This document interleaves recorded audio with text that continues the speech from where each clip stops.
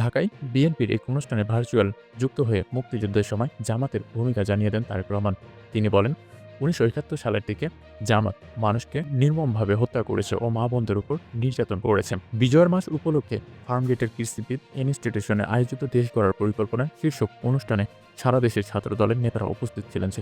সেখানে কথা বলতে গিয়ে তারেক রহমান অভিযোগ করেন, কিছু ব্যক্তি ধর্মীয় অনুভূতিকে রাজনৈতিক স্বার্থে ব্যবহার করছে। দোজক বেহেশতের টিকিট বা নিশ্চয়তা দেওয়ার দাবি শিরকের পর্যায়ে পড়ে বলে উল্লেখ করেন তিনি ছাত্রদল নেতাদের উদ্দেশ্যে বলেন, জনগণের ঘরে ঘরে গিয়ে পৌঁছাতে হবে।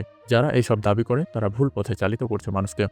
সেই সাথে তিনি মন্তব্য করেন, যারা এখনো ১৯৭১ এর দায়মুক্ত শক্তিকে একবার হলেও দেখার পরামর্শ দেয় সাধারণ জনগণকে তিনি। তারেক রহমান আরও বলেন, দেশকে রক্ষা করতে হলে দুইটি বড় সমস্যাকে মোকাবেলা করতে হবে, দুর্নীতি এবং আইন শৃঙ্খলার অবনতি। জনগণের ভোটে ক্ষমতায় গেলে বিএনপি দুর্নীতির লাগাম টেনে ধরবে এবং আইন শৃঙ্খলা পরিস্থিতি স্বাভাবিক করবে বলে তিনি প্রতিশ্রুতি দেন। এই সময় তিনি অভিযোগ করেন, অতীতের এক স্বৈরাচারের মতন এখন কিছু ব্যক্তি বিএনপির বিরুদ্ধে একই ধরনের গুজব ছড়াচ্ছে।